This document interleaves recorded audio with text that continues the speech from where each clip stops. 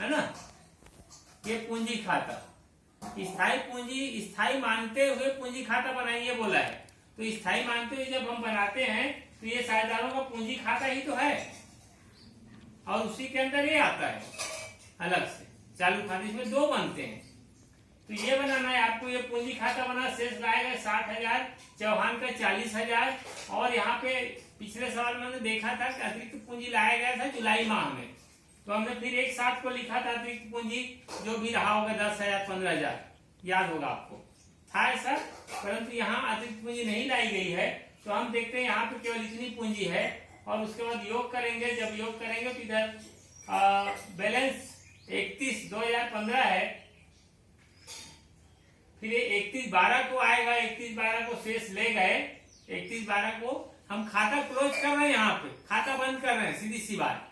31/12 को जब हम खाता क्लोज कर रहे हैं तो ये बैलेंस 60,000 इधर और 40,000, इस तरह से टोटल करेंगे 60,000 40,000, यहाँ भी टोटल करेंगे 60,000 40,000। और अब आता है 2016, 1 जनवरी 2016 को इसको हम अगले साल के लिए पूंजी को ले जाते हैं। जब अगले साल के लिए पूंजी ले जाते हैं तो शेष लाया गया, शेष लाया गया लिखा जाएगा, और ये 60,000 40,000। अब इसके आगे अगले साल फिर हम इसी बात को, इसको फिर बढ़ाएंगे और फिर पूंजी खाता बनाएंगे। इस तरह से आपका ये पूंजी खाता है स्थायी के हिसाब से। अब उसके बाद हम इसको चालू खाता बनाएंगे। यदि आप कह रहे हैं कि केवल सर आप चालू खाता बना रहे हैं, तो भाई बाकी विवरण आप कहाँ लिखोगे चालू खाता नहीं बनाओगे तो, क्योंकि पूंजी पर ब्याज मिला, वेतन मिला, लाभ हानि नियोजन खाता से लाभ हुआ, ये सारी बातें आपको करनी है।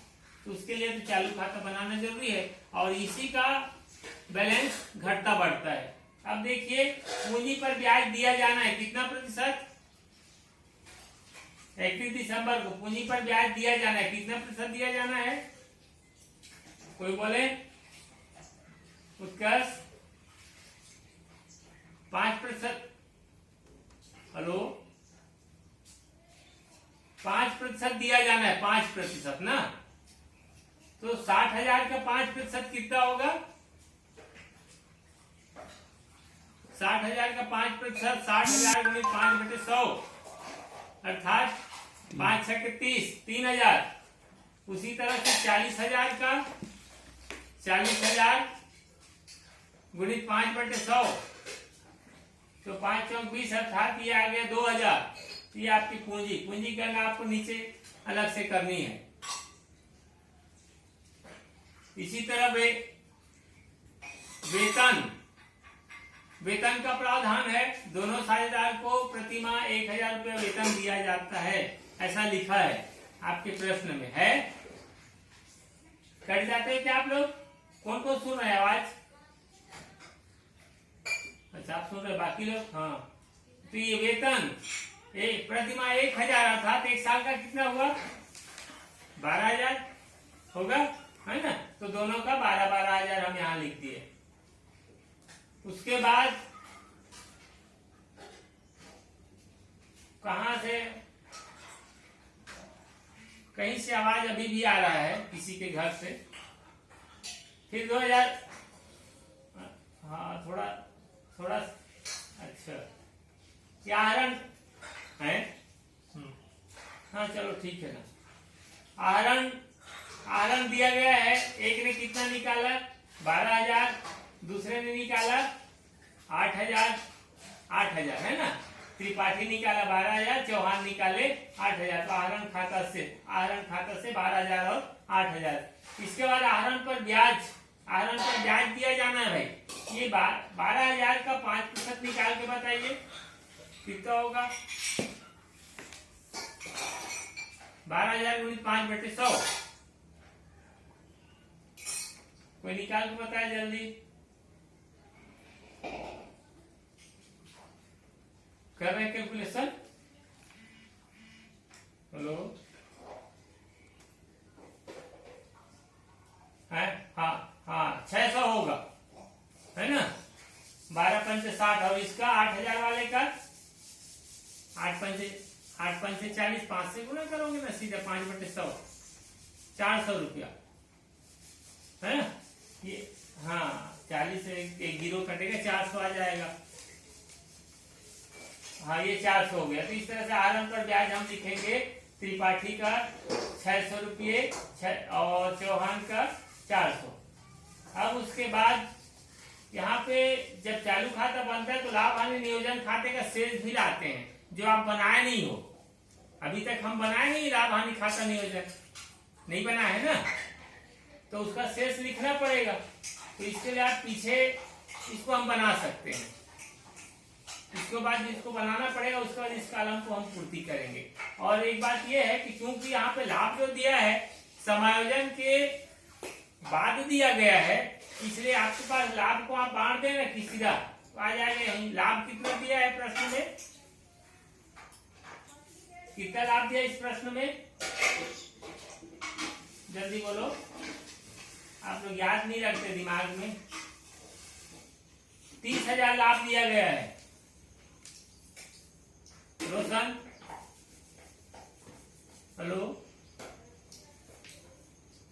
30,000 दिया है तो 30,000 को आप किस अनुपात में बांटोगे? 3:2 में, है ना। हम क्या करेंगे? 3:2 में बांट लेंगे। तो 30,000 गुणित 3/5 कटा दीजिए, फिर दूसरा का कटा दीजिए 30,000 गुणित 2/5। ये आएगा आपका 18,000 और 12,000। आगे सवाल बनेगा लेकिन ये आप सीधे आप निकाल सकते हो। तो हम यहाँ पे लिख रहे हैं इसी को, लाभ हानि नियोजन खाता 18,000 और 12,000, इतना लाभ उनको मिल रहा है। इसका मतलब ये हुआ लाभ हानि नियोजन से जो बना उससे इतना लाभ हुआ है 18,000 और 12,000 का। तो अब आप टोटल कीजिए, क्रेडिट साइड का टोटल करिए, देखते हैं कौन साइड ज्यादा हो सकता है। जैसे इधर 12,000 18,000 ज्यादा दिख रहा है, 12 18 और 3 ज्यादा है, इधर 12,000 ही बड़ा राशि है। तो हमें ऐसा लग रहा है कि इसका क्रेडिट ज्यादा है, दिख रहा है ना। 12,000 18,000 30,000 हो गया, 30,000 और 3 33,000, ये 33,000 टोटल हो गया। अब इधर का आप देख सकते इधर कम है तो आपको घटाना पड़ेगा। कैसे? 12,000 में 600 जोड़ देंगे, 12,000 आहरण प्लस 6,000 आहरण पर ब्याज, इस तरह हो गया 12,600।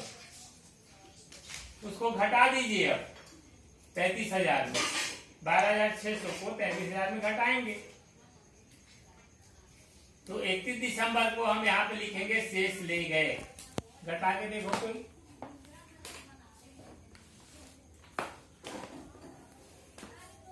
पैंतीस 33,000 इधर टोटल हुआ है, फिर 12,600 इधर जोड़ते हैं आता है तो माइनस करो। ये जो डिफरेंस की राशि है वो यहाँ नीचे लिखी जाएगी। निकला कोई निकाले क्या, बताएं। हाँ यस, 20,400। इसी तरह दूसरा है, दूसरा में आपका है 12,000 और ये भी 12,000, 24,000 और ये 2 26,000। टोटल ऐसी मौखिक हो रहा है ना, देख रहा है ना। ये जो मेरा पॉइंट जाता है डंडा वो दिखता है ना, नहीं? हाँ, ये 26,000। इधर आप देखिए अब 8,000 और प्लस 4,000 दोनों को जोड़ दीजिए, 8,400, 26 में घटा दीजिए उसको, कितना आता है? 17,600, है ना। इस तरह से 17,600 ये आ जाएगा। शेष ले गए 31/12 को, दोनों की ये राशि शेष ले गए। अब अगले साल जब चालू खाता बनेगा तो यही शेष है अगले साल के लिए जाएगा। अगले साल मतलब 2016 के लिए जाएगा। तो हम यहाँ पे टोटल कर दिए, टोटल किए 33,000 26,000, टोटल क्रेडिट 33,000 26,000, ये हो गए इक्वल, बराबर हो गए दोनों साइड। उसके बाद आप देखिए 2016 में 1 जनवरी को हम फिर शेष ले आते हैं। तो शेष यहाँ पे हम लाया गया होगा ना, शेष लाया गया।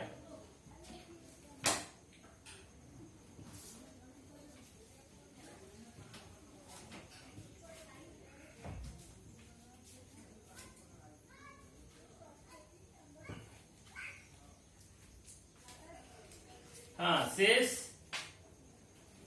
अगले साल के लिए फिर शेष लाया गया हो जाएगा। ये शेष लाया गया ये जो शेष लेगा इधर हम लिखे थे 31/12 को, 31 दिसंबर को, वो 1 जनवरी 2016 को शेष लाया गया जो 20,400 और 17,600।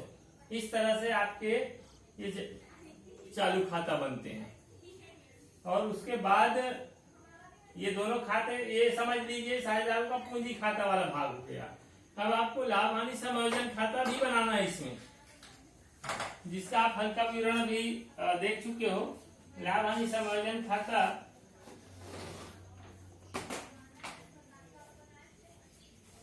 देखिए दिख रहा है, हाँ, लाभ हानि समायोजन खाता।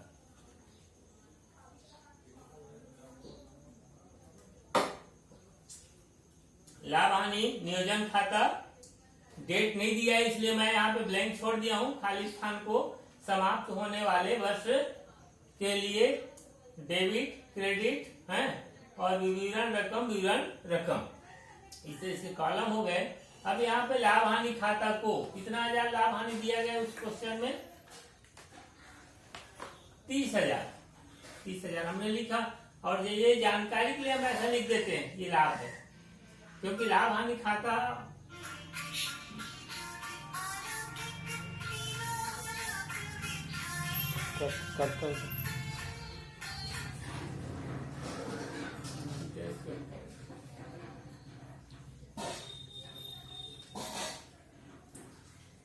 लाभ हानि खाता।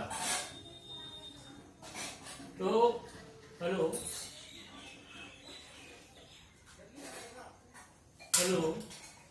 सब कर देगा।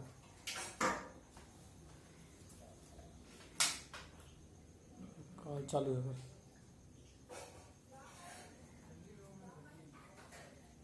हाँ रुक जाओ।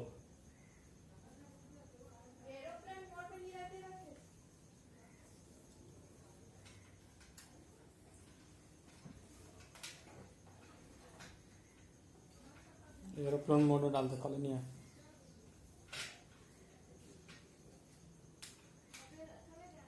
दूसरा दिन करेगा। हेलो, अब आ रहा है आवाज? हाँ, वो रिंग आ गया था बीच में।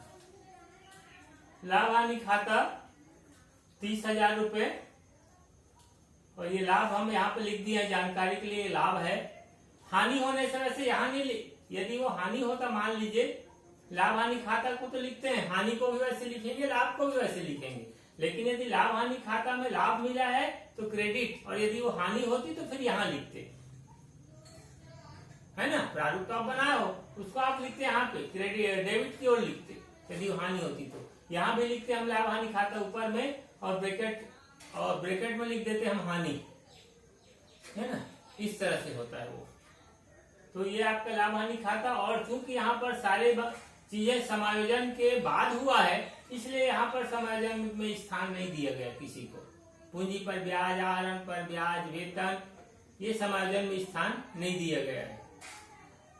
उसी बात को आपको थोड़ा समझना है।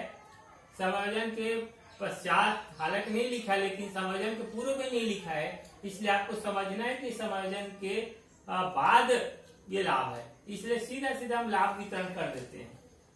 तो वही आपका लाभ वितरण 3:2 के अनुपात में लाभ वितरण होगा। 3:2 के अनुपात में लाभ वितरण होगा। 3:2 अर्थात 3:2 का लाभ वितरण है, और जिसमें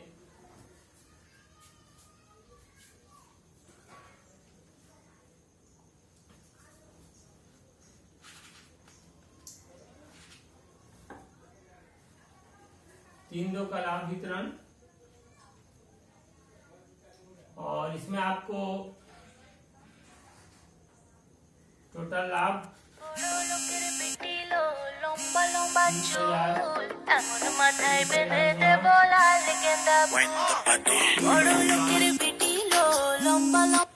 एक नंबर का, दूसरे नंबर अर्थात चौहान का 30,000 गुणित 2/5। इस तरह से आप गणना कर सकते हैं इसका ऐसे। और गणना करने के बाद यही आएगा 18 और कितना आएगा 12, है ना। 18 और 12 तो इस तरह से आपको लाभ की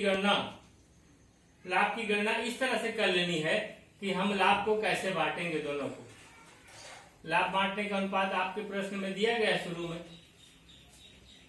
तो ये आपका हो गया 30,000 गुणित 3 बटे, अर्थात 5 हिस्से में से 3 हिस्सा त्रिपाठी को मिलता है और 2 हिस्सा चौहान को मिलता है।